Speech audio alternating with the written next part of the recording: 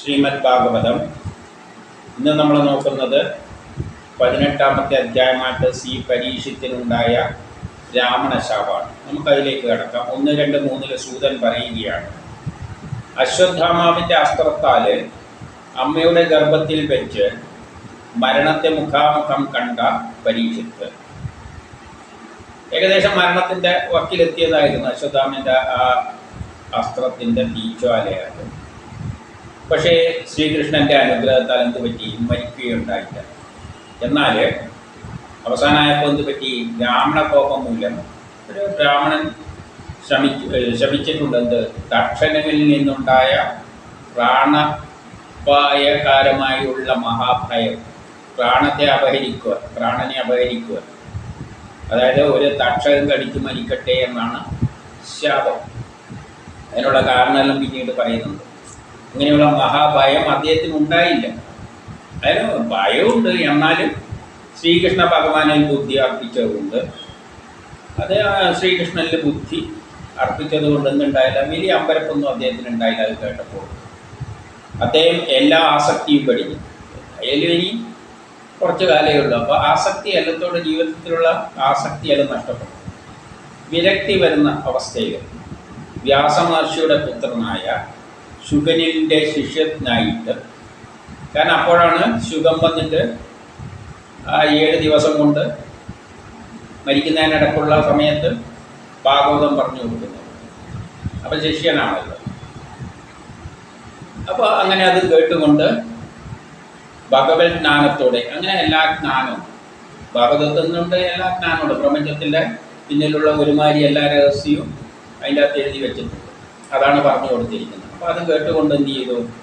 ശരീരം ഗംഗാനദിയിൽ ഉപേക്ഷിച്ചു.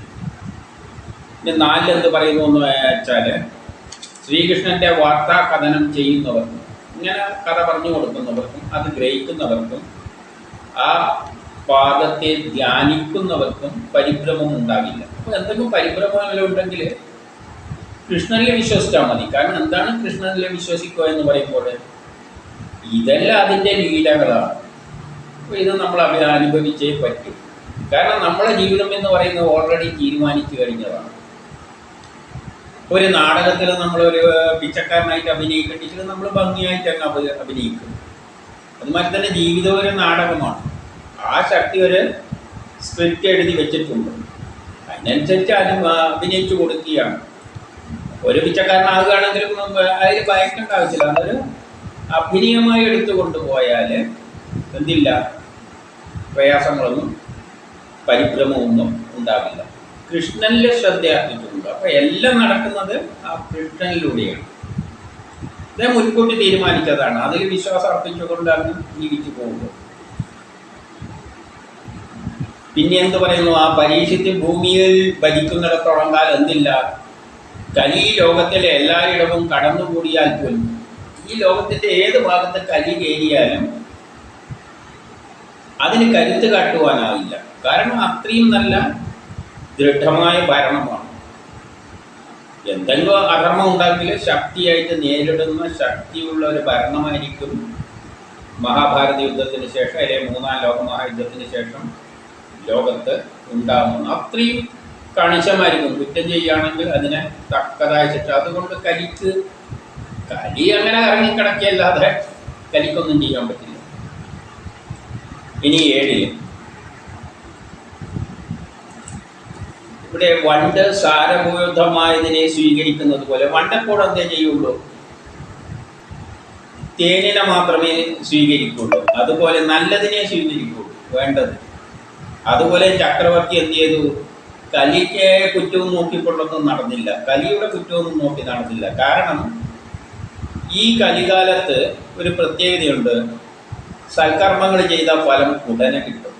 ദുഷ്കർമ്മം ചെയ്ത അത്ര പെട്ടെന്നൊന്നും അതിൻ്റെ ഫലം കിട്ടിയില്ല. അത്രയേ ഉള്ളൂ. ഇപ്പോൾ സൽക്കർമ്മം ചെയ്യുകയാണെങ്കിൽ നമുക്ക് അതിൻ്റെ ഫലം എളുപ്പത്തിൽ കിട്ടും. ദുഷ്കർമ്മം ചെയ്താൽ നമുക്ക് കിട്ടാനൊന്നും കിട്ടാൻ പോകുന്നു. ഇനി 8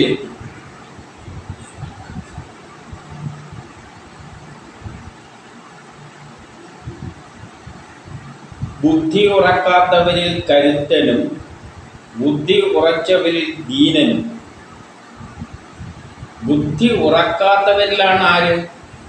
കലി ശക്തനായിട്ട് ആക്ട് ചെയ്യുക. ബുദ്ധി ഉറച്ചവരിൽ എന്താണ്? ഭീരുവുമാണ് കലി. അപ്പം നല്ല ബുദ്ധിയുള്ള ആളെടുത്ത് അത് കളിക്കാനൊന്നും പോയില്ല. കലികാലത്തിൻ്റെ പ്രത്യേകതയാണ് നല്ല ബുദ്ധിയുണ്ടെങ്കിൽ, നമുക്ക് ബുദ്ധിയുണ്ടെങ്കിൽ നമ്മൾക്ക് ഇതൊന്നും അത്ര പെട്ടെന്ന് കളിക്കാൻ പറ്റില്ല.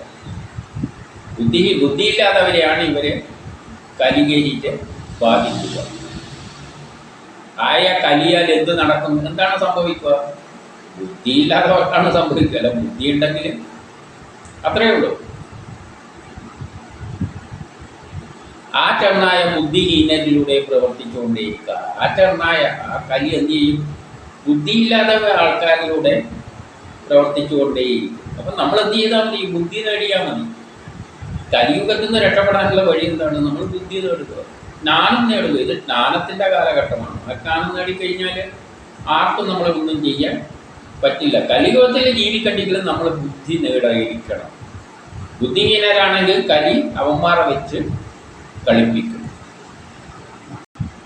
അത് നമുക്കറിയുന്ന കാര്യമാണ്. ഇന്ന് ഈ കലിയുഗത്തിൽ ബുദ്ധിയില്ലാത്തവ ജനങ്ങളെ വെച്ചുകൊണ്ടാണ് ഈ അധർമ്മികൾ കളിക്കുന്നത്. ബുദ്ധിയില്ലാത്ത പാവം ജനങ്ങളെ, അജ്ഞരായ ജനങ്ങളെ വെച്ചുകൊണ്ടാണ് ഈ കാലത്ത് കളിക്കുന്നത്. വിദ്യ നേടാനുള്ള ജ്ഞാനം ഇവിടെ എത്രയും ഉണ്ട്. പക്ഷെ അതൊന്നും നേടുന്നവരൊക്കെ ഒന്നും സംഭവിക്കില്ല. നേടാത്തവരെയാണ് അവർ വെച്ച് കളിപ്പിക്കുന്നത്. അങ്ങനെ 7, 9, 10 എന്ന് പറയുന്നതെന്ന് വെച്ചാൽ, അങ്ങനെ പരീക്ഷത്തിനെ പറ്റി നിങ്ങൾ എന്തെല്ലാമാണോ ചോദിച്ചത് അത് എന്നാൽ ചൊല്ലിത്തരപ്പെട്ടു. ഇതേപോലെ കൃഷ്ണനുമായി ബന്ധപ്പെട്ട എല്ലാ കഥകളും ജനങ്ങൾ വഴി പോലെ കേട്ട് ആസ്വദിക്കേണ്ടതാണ്. അതുകൊണ്ട് ഞാനിതെല്ലാം നിങ്ങൾക്ക് പറഞ്ഞു തന്നു പറയുകയാണ്. അപ്പോൾ ശൗനകൻ ആദ്യം പറയുകയാണ് 12, 12, 13, 14 പോയിന്റ്. സൂത, അങ്ങ് ദീർഘകാലം ജീവിക്കുക, അങ്ങക്ക് നല്ല ദീർഘായുസ് ഉണ്ടാകട്ടെ. എന്തെല്ലാം കഥകൾ അങ്ങ് പറഞ്ഞു തന്നുവോ, ഹോമപ്പുക കൊണ്ട് നമ്മൾ കർമ്മങ്ങൾ, യജ്ഞങ്ങൾ ചെയ്ത് പുകയിലേൽപ്പിച്ച് ശരീരമെല്ലാം ചെമ്പിച്ചു പോയതായി, ശരീരമെല്ലാം ചെമ്പ് തരത്തിലായിപ്പോയി. അങ്ങനെ ഈ കർമ്മം ചെയ്യുന്നവരാണ്. നമുക്ക് ഏതിലൂടെ കൃഷ്ണൻ കഥയാകുന്ന മാദകരസത്തെ വേണ്ടുമ്പോളം പാനം ചെയ്തിരിക്കുന്നു. അങ്ങനെ ചെമ്പിച്ച് അവശരായിരിക്കുന്ന സമയത്ത്, കലിയുഗത്തിൽ നല്ല കർമ്മങ്ങളെല്ലാം ചെയ്യുന്ന സമയത്ത് നമ്മൾ ക്ഷീണിക്കുമ്പോൾ ഒരു രസം പകരുന്നതാണ് ഈ കഥകളെല്ലാം. ഏറ്റവും വലിയ മഹാത്മാക്കൾ പോലും ഈ കഥകളിൽ ആകൃഷ്ടരാകും. വലിയ പണ്ഡിതന്മാർ പോലും ഇത്തരം കഥകളിൽ ആകൃഷ്ടരാകുന്നു. ഈ കഥകളൊന്നും മറ്റുള്ള ദേവകൾക്ക് പോലും ലഭിച്ചിട്ടില്ല. ഇതെല്ലാം ഈ കലിയുഗത്തിലുള്ള ആൾക്കാർക്ക് മാത്രമേ കിട്ടിയില്ല. അതിനുള്ളിലുള്ള കാലത്തൊന്നും ഇത് കിട്ടിയിട്ടില്ല. അതിനാൽ അങ്ങ് ആ ശ്രീഹരിയുടെ കഥകൾ ഞങ്ങൾക്ക് പറഞ്ഞു തരാം. ശ്രീഹരിയുടെ കഥയും കൂടി ഞങ്ങൾക്ക് പറഞ്ഞു തരണം. എന്നിട്ട് 16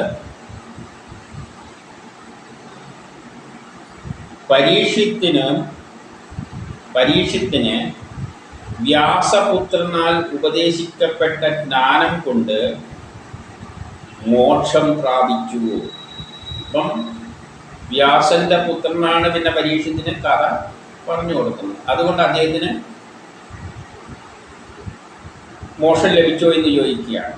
കാരണം ഒരു ശാപമായിട്ട് കിടക്കുകയായിരുന്നല്ലോ.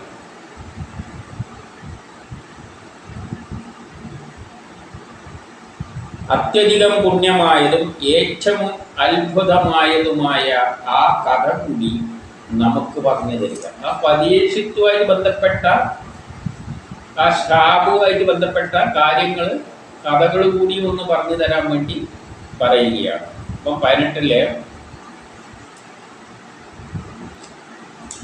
അപ്പോൾ സൂതൻ പറയുകയാണ്, ഞങ്ങൾ സൂതന്മാർക്ക്, അപ്പം സൂതന്മാരാരാണെന്ന് പറയുകയാണ്, പ്രതിലോമ വർണ്ണത്തിൽപ്പെട്ടതാണെന്ന് പറയാണ്. നമ്മൾ സൂതന്മാർ പ്രതിലോമ വർണ്ണത്തിൽപ്പെട്ടവരാണ്. പ്രതിലോമ വർണ്ണം എന്ന് പറഞ്ഞാൽ സ്ത്രീ ഉന്നത കുലത്തിലും പുരുഷൻ താണനലിയിലും ഉള്ള സ്ത്രീ ഉണ്ടാകുന്ന കുട്ടികളാണ് ആര്? സൂതന്മാർ. അതിൻ്റെ അർത്ഥം എന്താണെന്ന് വെച്ചാൽ, നമ്മളിപ്പോൾ ഒരു അച്ഛൻ ബുദ്ധിമാനാണെന്ന് വെച്ചോളൂ, അപ്പം ബ്രാഹ്മണൻ എന്ന് പറയും. അമ്മ ക്ഷത്രിയനാണെന്ന് വെച്ചോളൂ, ധീരമായ സ്വഭാവമാണെന്ന് വെച്ചോളൂ. അപ്പോൾ ഉണ്ടാകുന്ന കുട്ടികൾ ജനിതകമായ യോജിപ്പുകളാണ് ഉണ്ടാകുന്നത്. ഒന്ന് ബുദ്ധിയാണ്, മറ്റേത് ശരീരശക്തിയാണ്. ഇപ്പം രണ്ടും ചേരുമ്പോഴുള്ള കുഴപ്പം എന്താണെന്ന് വെച്ചാൽ, അത്ര ബുദ്ധി ഉണ്ടാവില്ല, അത്ര ശക്തിയും ഉണ്ടാവില്ല. പക്ഷെ കുറച്ച് ബുദ്ധിയും ശക്തിയുണ്ട്. ബുദ്ധി മാത്രമാകുമ്പോൾ ശക്തി തീരെയില്ല, ശക്തി നല്ല ഉണ്ടാകുമ്പോൾ ബുദ്ധി വളരെ തീരെയില്ല എന്നല്ല, വളരെ കുറവായിരിക്കും. പക്ഷെ രണ്ടും ചേരുമ്പോൾ ഉണ്ടാകുന്നതിന് വേണ്ട ബുദ്ധിയും വേണ്ട ശക്തിയും കാണും. പക്ഷെ അത്ര വലിയ ബുദ്ധി ഉണ്ടാവില്ല, അത്ര വലിയ ശക്തി ഉണ്ടാവില്ല. ഒരു മീഡിയത്തിൽ നിൽക്കും. ഇപ്പം നല്ല ശാസ്ത്രജ്ഞന്മാരെ കിട്ടണമെങ്കിൽ നല്ല ബുദ്ധിമാന്മാരായ സ്ത്രീകൾ, അത്രയും ചിന്തകളുള്ള സ്ത്രീകളുമായി യോജിപ്പിച്ചു കഴിഞ്ഞാൽ അതിൽ നിന്ന് കിട്ടുന്ന കുട്ടികൾ ബുദ്ധിയിൽ അപാരന്മാരായി. അതേപോലെ ഒരു ക്ഷത്രിയ പുരുഷന്, ക്ഷത്രിയ എന്ന് പറഞ്ഞാൽ ജനനം കൊണ്ടല്ല ഞാൻ പറയുന്നത്, ഒരു നല്ല ലീഡർഷിപ്പ് ക്വാളിറ്റിയുള്ള ഒരു ഭർത്താവും നല്ല നേതൃത്വം കഴിക്കാനുള്ള ഒരു കഴിവുള്ള സ്ത്രീയും തമ്മിലാണ് ജനിക്കുന്നുണ്ടെങ്കിൽ അവരുടെ ജനിതഘടനയിൽ ഉണ്ടാകാനുള്ള സാധ്യത കൂടുതൽ നല്ലൊരു ധീരനായ പുത്രനായിരിക്കും. അതുകൊണ്ട് അതാകണമെന്നില്ല, കാലമാണ് ഡിസൈഡ് ചെയ്യുന്നത്. അവരുടെ ജനിതഘടനയിൽ എന്തുണ്ട്? പൂർവ്വജന്മത്തിലുള്ള അവരുടെ എല്ലാം ജനിതഘടനയുണ്ട്. അതിൽ നിന്ന് കാലമാണ് യോജിപ്പിച്ചെടുക്കുക. എന്നാലും ഒരു ചാൻസ് കൂടുതലുണ്ട്. അപ്പോൾ സൂതൻ പറയാണ്, ഞങ്ങൾ സൂതന്മാരാണ്, പ്രതിലോമ വർണ്ണത്തിൽപ്പെട്ടവരാണ്. അതുകൊണ്ട് എന്തുണ്ട്? ദുഷ്കുലത്തിൽപ്പെട്ടവരാണെന്ന് പറയുകയാണ്. കുലം എന്ന് പറയുന്നത് ശരിയായ ബുദ്ധിമാന്മാരുടേതല്ല, ശരിയായ ക്ഷത്രിയരുടേതല്ല, അല്ലെങ്കിൽ വൈശ്യരുടേതല്ല, അല്ലെങ്കിൽ ശൂദ്രരുടേതല്ല. അതുകൊണ്ടൊരു സങ്കരമാവുമ്പോഴുള്ള ഒരു ചെറിയ കുഴപ്പമുണ്ട്. അത് പക്ഷേ ആ ദോഷത്തെയും മനസ്താപത്തെയും അതിവേഗം അകറ്റും ഈ കഥകൾ കേട്ടാൽ. ഈ കഥ കേട്ടാൽ വെച്ച് കഴിഞ്ഞാൽ എന്താ സംഭവിക്കുന്നത്? നമ്മൾ ബ്രഹ്മജ്ഞാനം മുഴുവൻ, ഭാഗവതത്തിൻ്റെ കഥ മുഴുവൻ മനസ്സിലാക്കുമ്പോൾ പ്രപഞ്ച രഹസ്യങ്ങളാണ് നമ്മൾ മനസ്സിലാക്കുന്നത്. അപ്പോൾ നമ്മൾ ഏത് ലെവലിലേക്ക് വരികയാണ്? ബ്രാഹ്മണ ലെവലിലേക്കൊക്കെ വരും. കുറേ നമുക്ക് കർമ്മം കൊണ്ടും ജ്ഞാനം നേടുന്നതുകൊണ്ട് നമുക്ക് വരാൻ പറ്റും. ജ്ഞാനത്തിലൂടെയാണ് ഉയരുക. അപ്പോൾ ഈ ഭാഗവതത്തിലൂടെ അല്ലെങ്കിൽ കഥയിലൂടെ പ്രപഞ്ച രഹസ്യം മനസ്സിലാക്കുമ്പോൾ നമ്മളൊന്ന് ഉയർന്നു പോകും. അതിൽ സംശയമൊന്നുമില്ല. അതായത് പഠിക്കുന്നതിലൂടെ നമുക്ക് എന്ത് ചെയ്യാം? ഈ ദോഷങ്ങളെയെല്ലാം ഇങ്ങനെ ജനനാലുണ്ടാകുന്ന ഒരു ചെറിയൊരു പിന്നോട്ടടിയെ നമുക്ക് എന്ത് ചെയ്യാം? പ്രാക്ടീസിലൂടെ ഉയർത്തിയെടുക്കാം. ഇത് 19 പറയാണ്, അങ്ങനെയുള്ള ശ്രീഹരി, എങ്ങനെയുള്ള ആ സർവശക്തന്റെ ഗുണങ്ങൾക്ക് അറ്റമില്ലാത്തതാണ്. അവന്റെ ഗുണത്തിന് അറ്റമില്ല. ആ ശക്തിയെപ്പറ്റി, പ്രപഞ്ചത്തിന്റെ പിന്നിലുള്ള ആ ശക്തിയെപ്പറ്റി നമ്മൾ മനസ്സിലാക്കണം. അങ്ങനെയുള്ള ശ്രീഹരിയുടെ തിരുനാമം ഉച്ചരിക്കുന്നവർക്കും ഉന്നതഗതിയെ പ്രാപ്തം. അതായത് ജ്ഞാനം നേടും. ഭാഗവതം പഠിച്ചു കഴിയുമ്പോൾ നിങ്ങൾ പ്രപഞ്ച രഹസ്യം എത്രയോ പഠിക്കുകയാണ്. യൂണിവേഴ്സിറ്റികളിൽ നിന്ന് നിങ്ങൾ പഠിക്കുന്ന വിഷയത്തെക്കാട്ടിയും ജ്ഞാനം നിങ്ങൾക്ക് പ്രപഞ്ചത്തെ പറ്റി ലഭിക്കും. ഏതിലൂട്ട്? ഈ ഭാഗവതത്തിൽ. കാരണം അത്രയും ജ്ഞാനം ഇതിൻ്റെ അകത്ത് കുത്തി നിറച്ച് വെച്ചിട്ടുണ്ട്. ഇനി 20 പറയുകയാണ്, ഐശ്വര്യദേവിയായ ലക്ഷ്മി ദേവി ഇഷ്ടപ്പെടുന്ന ദേവതകളെ ഉപേക്ഷിച്ച്. അപ്പം ലക്ഷ്മി ദേവി എന്ന് പറയുമ്പോൾ സൗഭാഗ്യമാണ്, പ്രകൃതിയാണ്. ശ്രീഹരി എന്ന് പറയുന്നത് പുരുഷനാണ്. അപ്പോൾ പ്രകൃതി എന്ന് പറഞ്ഞാൽ ഭൗതിക സുഖങ്ങളാണ്. ദേവതകൾ എന്ന് പറഞ്ഞാൽ ഈ പ്രപഞ്ചത്തിലുള്ള എല്ലാ വസ്തുക്കളും. അതായത് ലക്ഷ്മി ദേവിയുടെ ഇഷ്ടപ്പെടുന്ന ദേവതകൾ എന്ന് പറഞ്ഞാൽ ഈ പ്രകൃതി, ലക്ഷ്മി ദേവി പ്രകൃതിയിലെ ഭൗതിക വസ്തുക്കളെ ഉപേക്ഷിച്ച് അഭിലാഷമില്ലാത്ത ആര് തന്നേക്കാൾ വലിയവനോ തുല്യനോ ആരുമില്ലാത്തവനായ ശ്രീഹരിയെ സേവിക്കുന്നു. അവരെ ഉപേക്ഷിക്കുന്നവര് അഭിലാഷങ്ങളൊന്നുമില്ലാതെ ആരെ സേവിക്കും? തന്നെക്കാൾ വലിയനുമില്ല സമനുമില്ല. ആരെക്കാട്ടി? ശ്രീഹരിയെ കാട്ടി. ശ്രീയെക്കാട്ടി വലിയവനുമില്ല സമനുമായിട്ട് ആരും ഇല്ല. അങ്ങനെയുള്ള ശ്രീഹരിയെ എല്ലാ അഭിലാഷങ്ങളും ഉപേക്ഷിച്ചുകൊണ്ട് എന്ത് ചെയ്യുന്നു? സേവിക്കുന്നു. അപ്പോൾ നമ്മൾ എങ്ങനെയാണ് സേവന ചെയ്യേണ്ടത്? ഭൗതിക സുഖങ്ങളുടെ പിന്നാലെ പ്രകൃതിയിലുള്ള, അതായത് ലക്ഷ്മി ദേവി, പ്രകൃതിയിലുള്ള ദേവതകൾ, ഭൗതിക വസ്തുക്കളിൽ ഉപേക്ഷിച്ചിട്ട് അഭിലാഷവും ഇല്ലാതെ നമ്മൾ ആരെ പരിപാലിക്കണം? ശ്രീഹരിയെ സേവിക്കണം. 21 പറയുന്നു, ഏതൊരു ശ്രീഹരിയുടെ നഖത്തിൽ നിന്നും ഒഴുകി വരുന്ന ഗംഗാജലം. ശ്രീഹരി അങ്ങനെ പാലാഴിയിൽ മറ്റേ നദിയിൽ സമുദ്രത്തിൽ എന്നെല്ലാം പറയുന്ന ഒരവസ്ഥയിൽ കിടക്കുന്നതായിട്ടും അതിൻ്റെ നഖത്തു നിന്നാണ് നദി ഒഴുകി പോകുന്നതായിട്ട് കഥയിൽ ചിത്രീകരിച്ച് വെച്ചിട്ടുണ്ട്. അപ്പോൾ അതിൽ നിന്ന് ഒഴുകുന്ന നദി ഗംഗാ നദിയാണ്. ലോകത്തെ മുഴുവൻ ഗംഗാജലം പരമശിവനോടൊപ്പം, കാരണം ഏതിലൂടെയാണ് അത് ഒഴുകുന്നത്? ശിവന്റെ തലയിൽ വീണിട്ടാണ് പിന്നെ ഒഴുകുന്നത്. അപ്പം ശിവനോടൊപ്പമാണ് ഒഴുകിയിട്ട് ലോകം മുഴുവൻ ശുദ്ധമാക്കുമ്പോൾ ആ ദേവൻ എന്ന് പറയുന്ന, പവിത്രമായ ദേവൻ എന്ന് പറയുന്നത് ആരാണ് എന്ന് ചോദിക്കുകയാണ്. ആ ദേവനെ കൊണ്ട് അർത്ഥമാക്കുന്നത് ആരാണ്? ശ്രീഹരി തന്നെയാണ്. ഇനി 22 ഇപ്പൊ ശ്രീഹരിയുടെ പ്രത്യേകതയാണ് പറയുന്നത്. നേരത്തെ പറഞ്ഞല്ലോ, പക്ഷെ ശ്രീഹരിയുടെ, അതായത് പ്രപഞ്ചത്തിന്റെ, അതായത് നാരായണൻ, ബ്രഹ്മാവ്, വിഷ്ണു, ഇതുവരെ കൃഷ്ണനെ പറ്റിയാണല്ലോ പറഞ്ഞത്. കൃഷ്ണൻ തന്നെയാണ് ശ്രീഹരി. എന്നാലും ഒരു പടി കടന്നിട്ട് അതിൻ്റെ അപ്പുറം കയറി പറയുന്നതായിട്ട് കണ്ടാൽ മതി.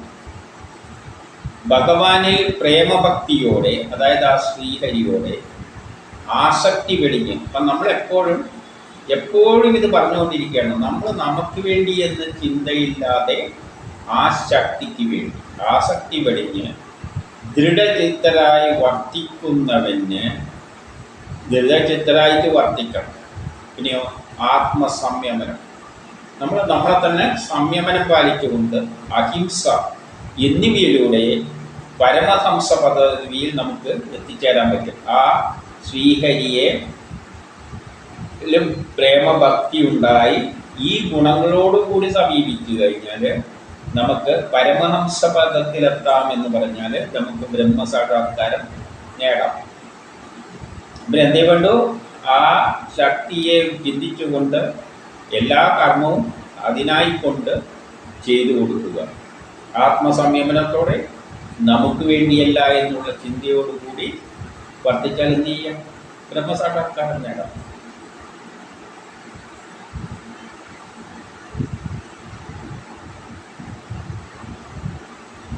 എന്നിട്ട് 23 പറയുകയാണ്. ഇനി എന്തും കൂടിയും പറയാൻ പറഞ്ഞിട്ടുണ്ട്. അപ്പം ആ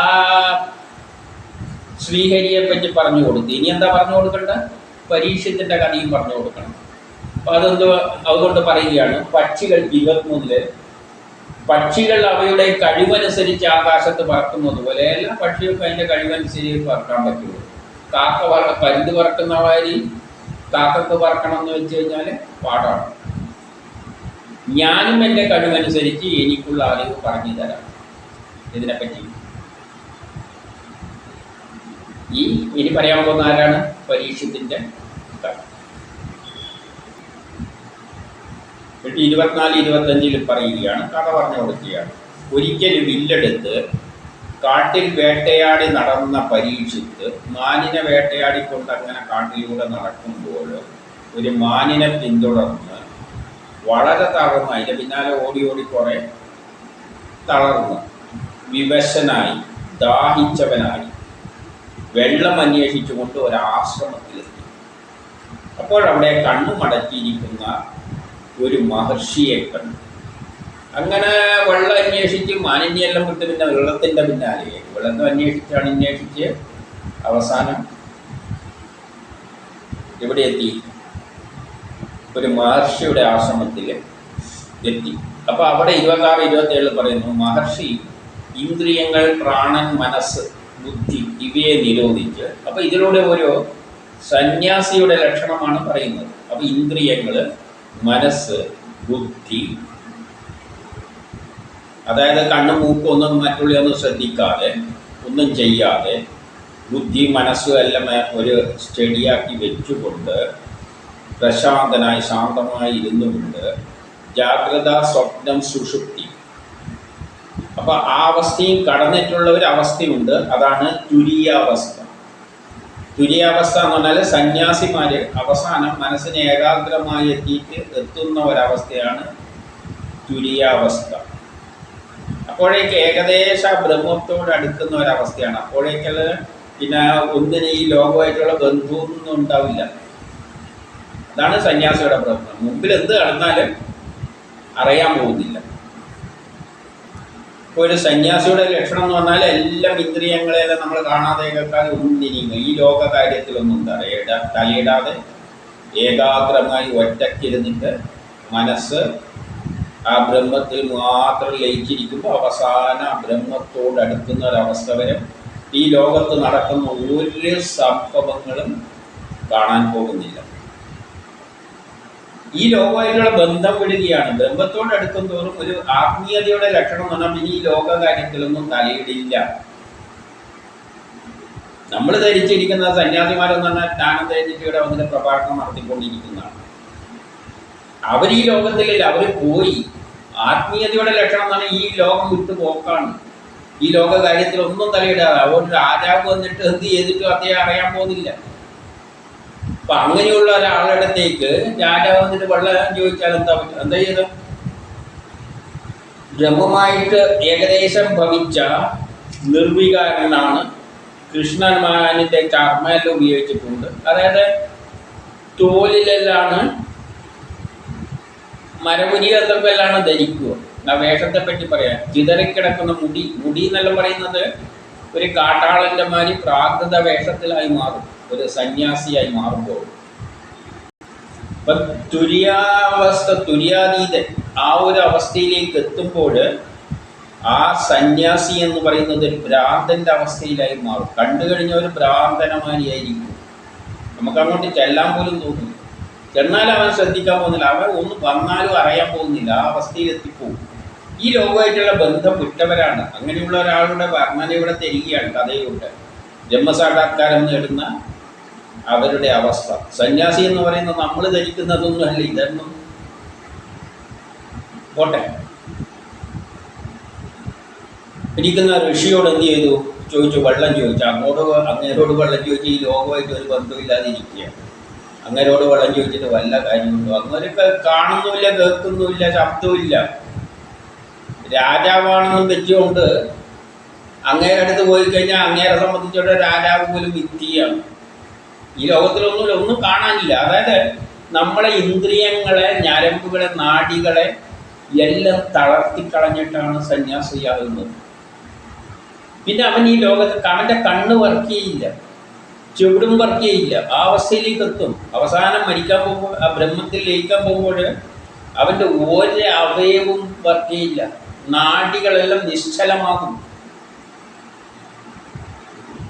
അങ്ങനെയുള്ള ഒരാളടുത്ത് പോയിട്ട് വെള്ളം ചോദിച്ചു കഴിഞ്ഞാൽ അവനെവിടെ അറിയാൻ പോകുന്നു? അവനറിയാതെ കൊണ്ടൊന്നുമല്ല, അവനറിയാൻ പറ്റില്ല. അല്ലാതെ അറിഞ്ഞിട്ട് ഒന്നും ചെയ്യുന്നതല്ല. അപ്പം 28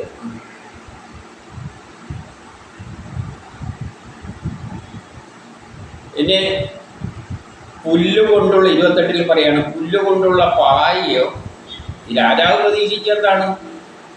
നല്ല പുല്ലുകൊണ്ടുള്ള പായെല്ലാം വെച്ച് നിലത്ത് നിലമോ ഇരിക്കാൻ കിട്ടാതെയും എന്തെങ്കിലും ഇരിക്കാൻ കൊടുക്കുന്നല്ലാണ് വിചാരിച്ച സ്വീകരിച്ച രാജാവല്ല വന്നിരിക്കുന്നു. സൽക്കാരമോ സൗമ്യവാക്കോ ലഭിക്കാതെ ഒന്നും കിട്ടാൻ പോകുന്നില്ല. അങ്ങനെയുള്ളവരിൽ നിന്നും ഒന്നും കിട്ടാൻ പോകുന്നില്ല. ബ്രഹ്മസാക്ഷാത്കാരം നേടാൻ പോകുന്നവരുടെ അവസാനത്തെ അവസ്ഥ ഇതാണ്. രാജാവല്ല ആര് പോയി ചോദിച്ചാലും അങ്ങേര് ഈ ലോകത്തല്ല. അങ്ങനെ അവയെല്ലാം തളർന്നു പോയി. അങ്ങനെയുള്ളൊരിടത്ത് പോയിട്ട് ലഭിക്കാതെയും ആ രാജാവ്, അപ്പൊ രാജാവ് എന്ത് ചെയ്തേക്കാം, എന്നെ അപമാനിക്കപ്പെട്ടതായിട്ട് കണ്ട്, ഓ എന്നെ അപമാനിക്കുകയാണ് ചെയ്തിരിക്കുന്നത്, കോപിച്ചു. അപ്പോൾ രാജാവിന് തോന്നി എന്തായിരിക്കും, ഇയാൾ അപമാനിച്ചാണ്. കാരണം ഇങ്ങനെ സന്യാസി വലിയൊരാള്, ഞാൻ രാജാവ്. അപ്പോൾ ക്ഷത്രിയന്മാർക്ക് പെട്ടെന്ന് ദേഷ്യം വരും, ഓ എന്നെ ബഹുമാനിച്ചില്ല, ഇവനാണ് ഇത്ര വലിയ ബുദ്ധിമാനാണ്. ഇതാണ് ഈ ബുദ്ധിയും ക്ഷത്രിയരും തമ്മിലുള്ള വ്യത്യാസം. ബുദ്ധിയുള്ളവരെ കാണുമ്പോൾ എപ്പോഴും ഒരു സംശയം വരും, ഇത് അപമാനിക്കലാണ് എന്നല്ല അദ്ദേഹത്തിന് തോന്നും. എൻ്റെ 29-30 ദാഹത്താൽ പീഡിതനായ രാജാവ് എന്തുണ്ട്, അദ്ദേഹത്തിന് വലിയ കോപം വന്നു, അടക്കാനാവാത്ത കോപം വന്നു. എന്ത് ചെയ്തു, പുറത്തിറങ്ങി. ചോദിച്ചിട്ടൊന്നും മിണ്ടുന്നില്ല, അല്ല നേരെ പുറത്തേക്ക് ഇറങ്ങി. എന്നിട്ട് ചത്തുപോയപ്പോൾ അവിടെ കിടക്കുന്നത് ഒരു ചത്തുപോയൊരു പാമ്പിനെ വില്ലോണ്ട് ഇങ്ങനെ തോണ്ടിയെടുത്തിട്ട് ഋഷിയുടെ കഴുത്തിലിട്ട് ആ ദേഷ്യം തീർക്കാൻ വേണ്ടിയിട്ട് ഋഷിയുടെ കഴുത്തിൽ ഇട്ടുകൊണ്ട് എന്തുപോയി, രാജധാനിയിലേക്ക് മടങ്ങിപ്പോയി.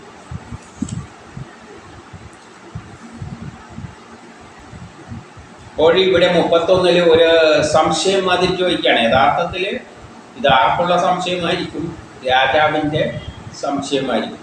ഈ മഹർഷി സർവേന്ദ്രിയങ്ങളെയും നിയന്ത്രിച്ച്, അപ്പം സന്യാസത്തിലേക്ക് പോകും എല്ലാ ഇന്ദ്രിയങ്ങളെയും നിയന്ത്രിച്ച്, കാണൂല്ല കേൾക്കൂല്ല ഒന്നുമില്ല, കാണിയും വേണ്ട കേൾക്കും വേണ്ട, എല്ലാത്തിനെയും നിയന്ത്രിച്ച് കണ്ണടച്ച് ഇരിക്കുന്നവനാണോ, അതല്ല ക്ഷത്രിയാധപന്മാരെ, ഞാനൊരു ക്ഷത്രിയനായതുകൊണ്ട് ഇവനെ ബഹുമാനിക്കേണ്ട ആവശ്യമൊന്നുമില്ല, കൊണ്ട് എന്ത് കാര്യം, ഇവന്മാരെ കൊണ്ട് നമുക്ക് എന്ത് കാര്യം, ക്ഷത്രിയരായി ഇവന്മാർ താണെയുള്ള ആൾക്കാർ, എന്ത് കാര്യം എന്ന് ചിന്തിച്ചുകൊണ്ട് കണ്ണടച്ചിരിക്കുന്നതാണോ, ഒരു സംശയമാണ്.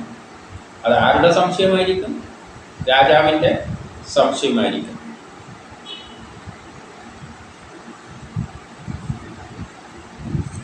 അപ്പോൾ 32 എന്താ പറയുന്നതെന്ന് വെച്ചാൽ, അദ്ദേഹത്തിൻ്റെ പുത്രൻ നല്ല തേജസ്സുള്ളവനാണ്, ബാലനാണ്, ശൃംഗി എന്നാണ് പേര്. കുട്ടികളോടൊത്ത് അടുത്ത് കളിക്കുകയായിരുന്നു. അപ്പോൾ ആ കുട്ടി ഇത് കണ്ട് എന്ത്, രാജാവ് അപമാനിക്കുന്ന അത് കണ്ടപ്പോൾ ആ കുട്ടിക്ക് ഭയങ്കര ദേഷ്യം വന്നു. എന്നിട്ട് ഇങ്ങനെ പറഞ്ഞു, ഏതിൽ 32 ഭൂമി 33 ഭൂമി പാലിക്കേണ്ടവരുടെ അത്യാചാരം അക്രമം തന്നെ. ഭൂമി പാലിക്കേണ്ടവനാണ് ഈ രാജാവ്. അങ്ങേരിങ്ങനെ ഭൂമിയിലുള്ളവരെ അല്ലെങ്കിൽ ഇത്തരത്തിൽ ചെയ്യാൻ തുടങ്ങി, അത് അക്രമം തന്നെ. ഈ അനാചാരം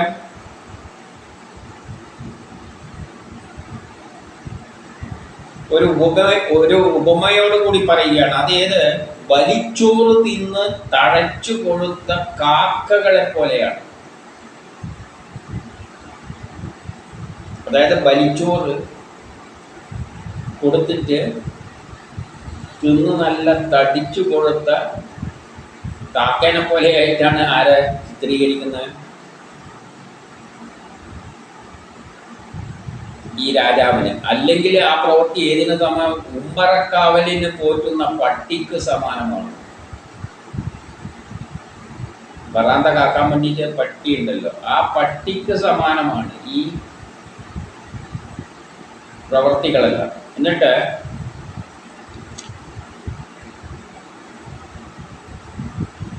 പട്ടിയുടെ കാര്യം എന്താണ്, വീട് കാവൽ നിൽക്കുക. അതുപോലെ 34 പറയാണ്, ബ്രാഹ്മണന്മാരെങ്ങനെയാണ് കാണുന്നത്, ക്ഷത്രിയരെ കാവൽക്കാരനായിട്ട് മാത്രമേ കാണുന്നുള്ളൂ. ഈ കുട്ടിയുടെ ഉള്ളിൽ ജാതി ചിന്തകൾ കയറി വരികയാണ്. ഞാൻ ബ്രാഹ്മണനാണ്, ഇത് രാജാവാണ്. പക്ഷെ ബ്രാഹ്മണന് രാജാവുമായിട്ട് കമ്പയർ ചെയ്യുമ്പോൾ പട്ടിക്ക് സമാനമാണ്. അല്ലേ നമ്മളെ വീട് കാക്കാൻ വേണ്ടി നിൽക്കുന്ന കാവൽക്കാരനായിട്ട് മാത്രമേ കരുതുകയുള്ളൂ. പടി കാക്കുന്ന അവൻ അവരുടെ ഗൃഹത്തിൽ പാത്രത്തോടെ എങ്ങനെ ഭക്ഷിക്കുവാൻ അർഹനാകും? അവനെന്ത് ചെയ്യാണ്? ആ ഭക്ഷണം പടി കാക്കാൻ വേണ്ടിയിട്ട് അവനെ വെച്ചിരിക്കുന്നത്. അവനെ നേരത്തെ പറഞ്ഞല്ലോ, ഉമ്മറത്തിന് കാവലിരിക്കുന്ന പട്ടിയാണ്. അതിനെന്താ കൊടുത്താൽ തിന്നാനല്ലേ അതിനെ പറ്റും. പക്ഷെ ഇതെന്ത് ചെയ്യാണ്? ആ വീട്ടിലുള്ള എല്ലായിടത്തും തിന്നുന്ന മാതിരിയാണ് അവൻ്റെ ഭാവം. എങ്ങനെ ഭക്ഷിക്കുവാനാകും? ആ ഗൃഹത്തിൽ പാത്രത്തോടെ എങ്ങനെ അവന് ഭക്ഷിക്കുവാനാവും? ആ നിലയിൽ. കാരണം ഒരു ജാതി ചിന്ത കയറി വരികയാണ് ഈ കുട്ടിയിൽ.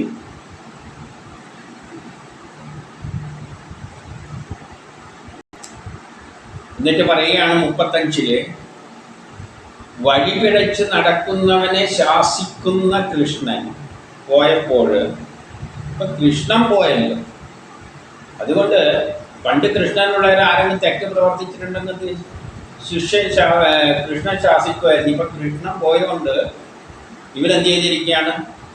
ഇതെല്ലാം ചെയ്തിരിക്കുന്നത്. അല്ലെങ്കിൽ കൃഷ്ണൻ ഉണ്ടായിരുന്നുവെങ്കിൽ ഇതൊന്നും ചെയ്യില്ലായിരുന്നു. അതുകൊണ്ട് എന്ത് ചെയ്യാം? അത്തരം അധർമ്മം പ്രവർത്തിച്ചവ ജനത്തെ ഞാൻ ശിക്ഷിക്കും. അവൻ പറയാണ്, കൃഷ്ണൻ പോയി എന്ന് വെച്ചിട്ട് കാര്യമൊന്നുമില്ല, ഞാൻ ശിക്ഷിച്ചോളാം. കണ്ടുകൊള്ളുകാൻ ആരോട്? മറ്റേ കുട്ടികളോട് കളിച്ചുകൊണ്ടിരിക്കുകയായിരുന്നല്ലോ, അവരോടാണ് ഇത് പറയുന്നത്. എന്നിട്ട് 36 പറയുകയാണ്, സമപ്രായക്കാരായ ഋഷികുമാരന്മാരോട് ഇത് പറഞ്ഞ ശേഷം കോപത്താൽ ചുവന്ന കണ്ണുകളോടെ ജലം കയ്യിലെടുത്തിട്ട് ആചമനം ചെയ്ത് ശാപമാകുന്ന വജ്രായുധം തൊടുത്തുവിട്ടു എന്നാണ് പറയുന്നത്. ഇതെല്ലാം കഥയിൽ പറയുകയാണ്.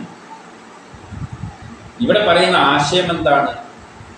ജാതി ചിന്തകള്, മതചിന്തകളെല്ലാം പുതിയ തലമുറയിൽ കയറി വരികയാണ്. കാരണം കലി എവിടെയെല്ലാം കയറി പ്രയോഗിക്കുമെന്ന് നമുക്കറിയാമല്ലോ. ഏതെല്ലാം രൂപത്തിലാണ് പറയുക? ഒന്നാമത് ജാതി ചിന്തകൾ തന്നെയാണ് മനുഷ്യരിൽ കയറി വരിക. ഞാൻ വലിയവനാണ്, മറ്റുള്ളവൻ ചെറിയവനാണ് എന്നുള്ള ചിന്തകളാണ് സമൂഹത്തിൽ ആദ്യം കയറി വരിക. ഒരു രാജാവിനെ കുറച്ചു കാലം കഴിയുമ്പോൾ നല്ലൊരു ഭരണമായിരുന്നു. പക്ഷേ കുറച്ചങ്ങോട്ടൊന്നും എല്ലാവരും തുല്യമായി നിൽക്കുമ്പോൾ ആദ്യം ജനങ്ങളുടെക്ക് ഇങ്ങനെ ഒരു ഉച്ചനീചത്വം, ഞാൻ വലിയവനാണ് മറ്റവൻ ചെറിയവനാണ് എന്നുള്ള തരത്തിലുള്ള ഒരു അഹങ്കാരം, ജാതി മത വിഭാഗീയ ചിന്തകളായിരിക്കും ആദ്യം സമൂഹത്തെ ആക്രമിക്കുക. കലി കയറിയിട്ട് പ്രയോഗിക്കുന്ന അതിലൂടെയായിരിക്കും. ഇതെന്ത്? ആ വജ്രായുധത്തെ പ്രയോഗിച്ചു. അത് വജ്രായുധത്തിന് സമാനമാണ്. ഈ വർഗചിന്ത, ജാതി മത ചിന്തകള് വജ്രായുധത്തെ കാട്ടി കഷ്ടമാണ്. അപ്പോൾ പരീക്ഷത്തിന്റെ കാലഘട്ടമാകുമ്പോൾ ആദ്യം സംഭവിക്കുന്ന എന്താണ്? ജാതി മത ചിന്തകൾ വെച്ചുകൊണ്ടുള്ള, അതുവരെ എല്ലാം പോയിരുന്നല്ലോ, നമുക്കറിയാലോ. ഇവിടെ ഉരുൾപൊട്ടലുണ്ടായപ്പോൾ ജാതിയും മതവും ചിന്തയും ഒന്നും ഉണ്ടായിരുന്നില്ല. എല്ലാവരും ഒരു മനസ്സോടുകൂടി പ്രവർത്തിച്ചതിൻ്റെ ശേഷം കുറച്ച് കഴിഞ്ഞപ്പോൾ അതിൻ്റെ അകത്ത് മതങ്ങൾ ആദ്യം കയറി വന്നു. നമ്മൾ കണ്ടതാണ്. എല്ലാവരും മനുഷ്യൻ ഒന്നായി നിന്നപ്പോൾ പിന്നെ മതം വെച്ച് തന്നെ അതിൻ്റെ ഇടയ്ക്ക്, അത് കഴിഞ്ഞ് കുറച്ച് കാലം കഴിഞ്ഞപ്പോൾ മതം വെച്ചുകൊണ്ട് തന്നെയാണ് കയറിയിരിക്കുന്നത്. ഇത് തന്നെയാണ് സംഭവിക്കുക. ലോകമഹായുദ്ധം നടന്നൊരു സുന്ദരമായ ലോകമുണ്ടായാലും കുറച്ചു കാലം കഴിയുമ്പോൾ ഈ മതങ്ങളും ചിന്തകളും വിഭാഗീയതകളും കയറി വരും. അവിടെ നിന്ന് തുടങ്ങും അതിൻ്റെ നാശം. എന്നിട്ട് 37 ഇപ്രകാരം മര്യാദ ലംഘിച്ചവനും അച്ഛനെ ഉപദ്രവിച്ചവനുമായവൻ 7-ാം നാളിൽ എന്നാൽ പ്രേരിതമായ തക്ഷൻ കടിച്ചു കൊല്ലും തീർച്ച എന്ന് ശപിച്ചു. തക്ഷൻ എന്നത് പാമ്പാണ്, വിഷമാണ്.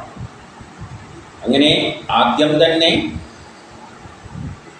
പരീക്ഷത്തിൻ്റെ നല്ലൊരു ഭരണം ഉണ്ടാവുന്ന സമയത്ത് പരീക്ഷത്തിലേക്ക് ആ രാജ്യത്തിലേക്ക് എന്ത് കയറി വന്നു? വിഷം ചീറ്റുക. വർഗീയതയുടെ വിഷം അവിടെ പ്രയോഗിച്ചു. അല്ലാതെ വേറെ ഒന്നുമല്ല. അതാണ് ഇവിടെ സൂചിപ്പിച്ചിരിക്കുന്നത്. അത് കഥരൂപത്തിൽ വിഷം, നമ്മൾ പറയില്ലേ സമൂഹത്തിൽ വിഷം ചീറ്റുക, അത് തന്നെയാണ് അത് വജ്രായുധത്തിന് സമാനമാണ്. ഇനി 38. എന്നിട്ട് അതിനുശേഷം അവനെന്തായി തിരിച്ച് അച്ഛൻ്റെ അടുക്കൽ എത്തിയ ശേഷം വാവിട്ട് കരയുവാൻ തുടങ്ങി. വാവിട്ട് കരയുവാൻ തുടങ്ങി എന്നെല്ലാം പറയാൻ കാരണം അച്ഛൻ ഇങ്ങനെ ബ്രഹ്മസാക്ഷാത്കാരം നേടിയിരിക്കുന്നത്. എങ്ങനെയൊക്കെ ഒന്ന് ഇടിയിപ്പിക്കുക. ബ്രഹ്മസാക്ഷാത്കാരം വന്നാൽ ബ്രഹ്മത്തിൽ ചേർന്ന് പോയാൽ പിന്നെ തിരിച്ചു വരുന്ന പരിപാടിയില്ല. ഒന്ന് ചെയ്താലും വരാൻ പോകുന്നില്ല. അപ്പോൾ കഥയിൽ വരുമ്പോൾ ഇങ്ങനെ ഒപ്പിക്കണ്ടേക്ക് എന്ത് പറഞ്ഞു? തീർച്ച അല്ല, എന്ത് ചെയ്തു? വാവിട്ട് കരയുവാൻ തുടങ്ങി. ഇനി 39-40 പറയുന്നു, അങ്കീരസിന്റെ പുത്രനായ ശമീകൻ പുത്രന്റെ ദീനരോധനം കേട്ട് കണ്ണു തുറന്നു. അപ്പോൾ കരച്ചിൽ കേട്ട് കണ്ണു തുറന്നു. സാധാരണ കണ്ണൊന്നും തുറക്കില്ല ഈ ബ്രഹ്മസാക്ഷാത്കാരത്തിൽ ഇരിക്കുന്നവര്. ഇത് കഥയല്ലേ, കഥയിൽ ചെറിയ തെറ്റുകളെല്ലാം വരാം. കാര്യം പറയാൻ വേണ്ടിയിട്ടാണ് കഥ രൂപത്തിൽ അവതരിപ്പിക്കുന്നത്. അപ്പോൾ അവിടെ ഇവിടെയെല്ലാം മിസ്റ്റേക്ക് വരും. ഇത് തൻ്റെ തോളിലുള്ള പാമ്പിനെ എടുത്തങ്ങ് ദൂരെ കളഞ്ഞു, ചത്ത പാമ്പിനെ. കാരണം അങ്ങനെ അതേ സംബന്ധിച്ചിടത്തോളം ചീള് കേസാണ്. എല്ലാം ബ്രഹ്മമാണ്. ചത്ത പാമ്പായാലും എന്തായാലും അങ്ങേർക്കത് ബ്രഹ്മത്തിന് സമാനം. ഒരു ചീള് കേസാണ്. ചെയ്തു. എൻ്റെ മകനോട് പറഞ്ഞു, മകനെ ഉണ്ണി, എന്താണ് നീ കരയുന്നത്? നിന്നെ ആരെങ്കിലും ഉപദ്രവിച്ചോ? അപ്പോൾ അവൻ എന്ത് ചെയ്തു? എല്ലാ കാര്യങ്ങളും പറഞ്ഞു കൊടുത്തു. അപ്പോൾ 41 അതിന് അർഹതയില്ലാത്ത അങ്ങനെ ഒരു ശിക്ഷക്ക് അർഹനല്ല രാജാവ്. രാജാവിനെ ശപിച്ചതായിട്ട് കണ്ട് അങ്ങനെ ശപിക്കാൻ മാത്രം ഒരു കുറ്റമൊന്നും രാജാവ് ചെയ്തിട്ടില്ല. അത് കണ്ടിട്ട് ബ്രാഹ്മണൻ പുത്രനെ അനുമോദിക്കുകയല്ലേ ചെയ്തത്. നീ ചെയ്ത ശരിയെന്നല്ല പറയുന്നത്, കുറ്റം പറയുകയാണ് ചെയ്തത്. എന്താ പറഞ്ഞ? അയ്യോ കഷ്ടം, അറിവില്ലാത്തവനെ, നീ ചെയ്തത് വലിയ പാപമാണ്. ഏറ്റവും ചെറിയ ദോഷത്തിന് വലിയ ശിക്ഷയാണ് നൽകി. ഇതൊരു ചെറിയ കുറ്റമാണ്, അതിന് നീ ഇത്രയും വലിയ ശിക്ഷയാണ് നൽകിയിരിക്കുന്നത്. കാരണം അങ്ങേരെ സംബന്ധിച്ചിടത്തോളം പാമ്പും എല്ലാം മാലയിട്ടാലും പാമ്പിട്ടാലും അങ്ങേരെ സംബന്ധിച്ചിടത്തോളം ജീവനുള്ള പാമ്പ് ഇട്ടാലും അങ്ങേർക്കത് മാലക്ക് സമാനം. മാലയും പാമ്പും എല്ലാം ഒരേപോലെയാണ്. ചത്താലും ശരീരം പോയാലും അങ്ങേർക്ക് പ്രശ്നമൊന്നുമില്ല. കാരണം അങ്ങേര് ഇതെല്ലാം മായയായിട്ട് കാണുന്ന ഒരു വ്യക്തിയാണ്. അപ്പോൾ അങ്ങേരെ സംബന്ധിച്ചിടത്തോളം ഇതെല്ലാം ചികിള കേസാണ്. എന്നിട്ട് എന്ത് പറഞ്ഞു? ഏറ്റവും ചെറിയ ദോഷത്തിനാണ് നീ വലിയ ശിക്ഷ നൽകിയത്. എന്നിട്ട് 42 എന്ത് പറയുന്നു? ബുദ്ധിക്ക് പരിഭാഗം വരാത്തവനെ, നീക്ക് ബുദ്ധിക്ക് പരിഭാഗം, നീ ചെറിയ കുട്ടി.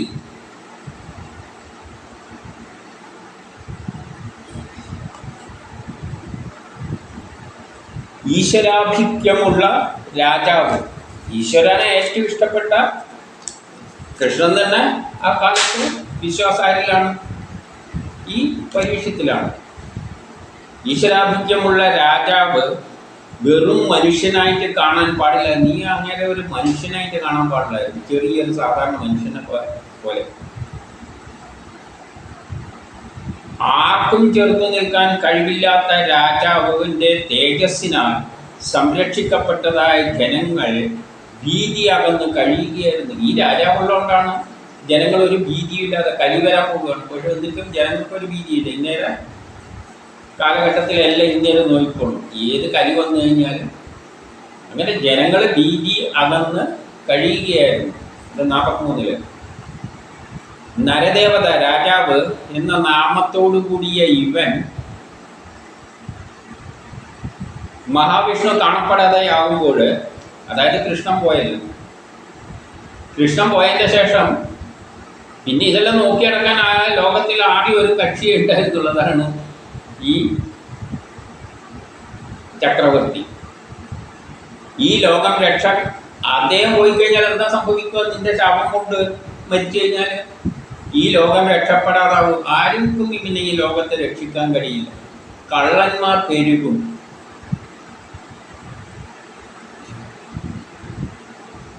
ജനങ്ങൾക്കൊന്നും ഒരു രക്ഷ കിട്ടാതെയാവും. എങ്ങനെ ആവും? ചെമ്മരിയാട്ടിൻ കൂട്ടം പോലെ എളുപ്പത്തിൽ നശിക്കും. ചെമ്മരിയാട്ടിൻ കൂട്ടം നശിക്കുന്നത് പോലെ രക്ഷകരില്ലെങ്കിൽ അതുപോലെ ജനം നശിക്കാൻ തുടങ്ങും. എന്നിട്ട് 44 എന്ന് പറയുന്നു, അതുവഴി രക്ഷകനില്ലാതെയാവുമ്പോൾ അരാജകത്വം ബാധിക്കും. ലോകത്തിൽ അരാജകത്വം വരും. ലോകത്തിൽ ധനധാന്യാദികളെ കൊള്ള ചെയ്യും. എല്ലാവരും കൊള്ളയടിച്ചു കൊണ്ടുപോകാൻ തുടങ്ങും. ആ പാപപ്പോൾ എന്ത് വരും? എല്ലാം നമ്മിലാണ് വന്ന് ഒതുക്കുക. കാരണം ഇവൻ്റെ ഒരു ശാപം കൊണ്ടാണ് നമ്മുടെ നാടും ലോകം മുഴുവൻ നശിച്ചെന്നാവും. ധാരാളം കൊള്ളക്കാരായ ആളുകൾ തമ്മിൽ തമ്മിൽ കൊല ചെയ്യും. ജനങ്ങൾ കള്ളന്മാർ തമ്മിൽ കൊള്ളക്കാർ നമുക്കറിയാലോ, കള്ളക്കടത്തുകാർ തമ്മിലേറ്റ് മുട്ടിയിട്ട് ആകുന്നതല്ല. അതെല്ലാം നാട്ടിൽ നടക്കും. നാൽക്കാലികളെയും സ്ത്രീകളെയും തട്ടിപ്പറിക്കും. ഇതെല്ലാം സംഭവിക്കാൻ പോകും നീ ചെയ്ത ഈ ഒരു ചെറിയ ഈ ശിക്ഷ കൊണ്ട്. എന്നിട്ട് 45 അപ്പോൾ വർണ്ണാശ്രമങ്ങളും അവയുടെ വേദവിഹിതമായ സദാചാരങ്ങളും മനുഷ്യർക്കിടയിലെ വേദത്തിൻ്റെ അടിസ്ഥാനത്തിലുള്ള സദാചാരങ്ങൾ ഇല്ലാതാവും. ആൾക്കാർ വേദത്തെ അവരവരുടെ വ്യാഖ്യാനം അവരവർക്ക് തോന്നുന്ന മാതിരി വ്യാഖ്യാനിച്ച് കൊണ്ടുപോകും. ഏത് തന്നിമിത്തം നായ്ക്കളുടെയും കുരങ്ങുകളുടെയും ഇടയിലുള്ളതുപോലെ, നായ്ക്കളും കുരങ്ങുകളും കണ്ടിട്ടില്ല, അവർ പരസ്പരം അങ്ങനെ കുട്ടികളെ എവിടെയെല്ലാം ഉണ്ടാക്കുന്നത് പോലെ അർത്ഥത്തിലും കാമത്തിലും അത്യാസക്തരായവരിലൂടെ ജാതി കലർപ്പുണ്ടാകും. അതായത് തോന്നുന്ന മാതിരി ലൈംഗിക ബന്ധത്തിലെല്ലാം ഏർപ്പെട്ടിട്ട് പട്ടികളെ പോലെയുള്ള അവസ്ഥയിലേക്ക് നാട് മാറും. കാരണം ഒന്നുമില്ല, ഒരു കിട്ടിയില്ലാത്ത അവസ്ഥയിലേക്ക് വരും. ഇതെന്നെല്ലാം മുക്തമാക്കിയിട്ടാണ് മഹാഭാരത യുദ്ധം 3-ാം ലോകമഹായുദ്ധത്തിലൂടെ ഈ അവസ്ഥയിലേക്ക് എത്തിച്ചിരുന്നത്. എന്നിട്ട് 46 പറയുന്നു, അദ്ദേഹം ധർമ്മത്തെ കാത്തുരക്ഷിക്കുന്ന ജനനായകനാണ്. ജനങ്ങളുടെ നേതാവാണ്, ജനങ്ങളുടെ നായകനാണ്. ധർമ്മത്തെ കാത്തു രക്ഷിക്കുന്നത്. ഖ്യാതി നേടിയ ചക്രവർത്തിയാണ്. വലിയ ഭഗവത് ഭക്തിയാണ്. രാജ്യത്തിന് വേണ്ടിയാണ്, ആ കാലത്തിന് വേണ്ടിയാണ് അദ്ദേഹം, അല്ലെങ്കിൽ കൃഷ്ണന് വേണ്ടിയാണ് അദ്ദേഹം കർമ്മം ചെയ്യുന്നത്. അശ്വമേധം നടത്തിയ ക്ഷത്രിയനാണ്. ലോകത്തെ മുഴുവൻ വിഭജിച്ച അശ്വമേധത്തിലൂടെ ലോകത്തെ മുഴുവൻ ഏകീകരിച്ച രാജാവാണ്. വിശപ്പും ദാഹവും തളർച്ചയും ബാധിച്ച അവസ്ഥയിലായിരുന്നു അവൻ. നമ്മിൽ നിന്ന് വളരെ വിശപ്പ്, അങ്ങനെയുള്ള രാജാവ് വിശപ്പും ദാഹവും സഹിച്ചിട്ട് ഒരു നിമിഷത്തിൽ നമ്മിൽ നിന്ന് കുറച്ച് വെള്ളം ചോദിച്ചു. അതുകൊണ്ട് ഇത് ഒരിക്കലും ശാപം ഒട്ടും അർഹിക്കുന്നില്ല.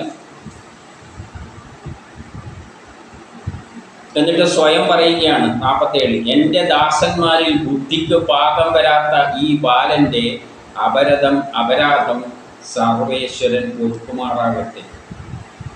എൻ്റെ ഒരു ശിഷ്യനല്ലേ ഈ ബാലൻ, ആ പാപം ഇനി സർവേശ്വരൻ പൊറുക്കട്ടെ, അല്ല വേറെ എന്താ ചെയ്യുക.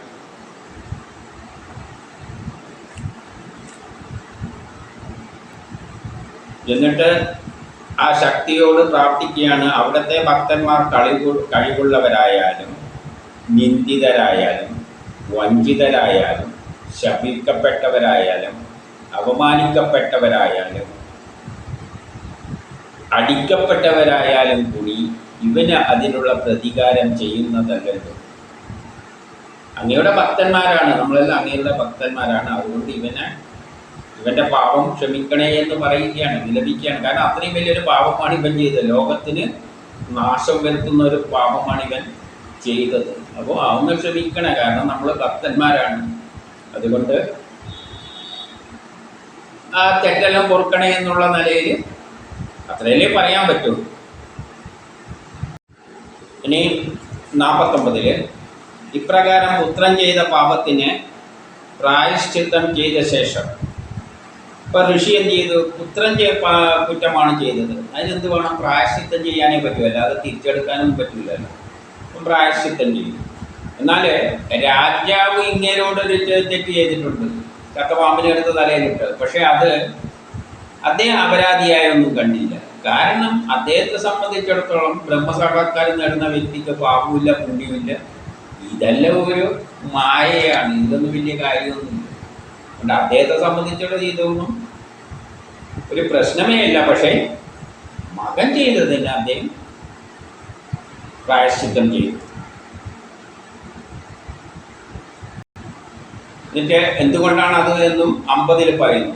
ലോകത്തിൽ സജ്ജനങ്ങൾ എന്ന് പറഞ്ഞു കഴിഞ്ഞാൽ ഈ ബ്രഹ്മസാക്ഷാത്കാരം എല്ലാത്തിലും ബ്രഹ്മത്തെ ദർശിക്കുന്ന വ്യക്തികളെ സംബന്ധിച്ചിടത്തോളം അന്യരുടെ എന്തൊക്കെ മാനാപമാനങ്ങളെല്ലാം അന്യരുണ്ടാക്കിയാണെങ്കിൽ അതിൽ വേദനിക്കില്ല. ആരെങ്കിലും എന്തൊക്കെ നമ്മൾ അപമാനിക്കുക, അല്ലെങ്കിൽ നമുക്ക് ദ്രോഹം ചെയ്യുക, അപ്പോൾ എന്ത് ചെയ്യില്ല, അതുകൊണ്ടൊന്നും വേദനിക്കില്ല. അതേസമയം തന്നെ എന്തൊക്കെ നല്ല കാര്യം ഉണ്ടെങ്കിൽ സന്തോഷിക്കുമില്ല. ആരെയും ഈ ബ്രഹ്മസാക്ഷാത്കാരം നേടാൻ ശ്രമിക്കുന്നവർ, ഒരു സന്യാസിയെ സംബന്ധിച്ചിടത്തോളം അവരെ ആരെന്ത് ചീത്ത പറഞ്ഞാലും എന്ത് കുറ്റം ചെയ്തു കഴിഞ്ഞാൽ അവർക്കെന്തില്ല, അതിൽ അവർ ഒരു താല്പര്യമില്ല. കാരണം അതെല്ലാം നിത്യമാണ്. അതാണ് ഒരു സന്യാസികളുടെ ലക്ഷണമാണ് ഇവിടെ പറയുന്നത്. ബുദ്ധി ചെയ്തു കഴിഞ്ഞാലും അവർക്ക് വേദനയൊന്നുമില്ല. എന്തൊക്കെ നല്ലതുണ്ടെങ്കിൽ സന്തോഷിക്കുകയും ഇല്ല. കാരണം എന്താണ്? ആത്മാവ് ഗുണങ്ങളെ ആശ്രയിച്ചല്ല ഇരിക്കുന്നത്. ആത്മാവിന് ഈ വിഷയങ്ങളുമായിട്ട് ഒരു ബന്ധമില്ല. അതിൻ്റെ ഗുണദോഷങ്ങളൊന്നും ആത്മാവിനെ സ്പർശിക്കില്ല. കാരണം ഇവർ ആത്മാവിൽ ലയിക്കാൻ ശ്രമിക്കുന്നവരാണ്. ആത്മാവ് നിർഗുണമാണ്. അതിന് ഈ വിഷയങ്ങളുമായിട്ട് ഒരു ബന്ധമില്ല. ഇവിടെ നടക്കുന്ന സംഭവങ്ങളുമായിട്ട് ഒരു ബന്ധമില്ല. അപ്പം അങ്ങനെയുള്ള വ്യക്തികളാണ് സന്യാസിയായി തീരുന്നവർ. അവർക്ക് ഇവിടെ നടക്കുന്ന ഒരു സംഭവങ്ങളിലും അവർക്ക് താല്പര്യമില്ല. കാരണം അവരെ സംബന്ധിച്ചിടത്തോളം ആത്മാവ് മാത്രമേ ഉള്ളൂ, ആ ബ്രഹ്മം മാത്രമേ ഉള്ളൂ, ബാക്കിയെല്ലാം നിത്യം.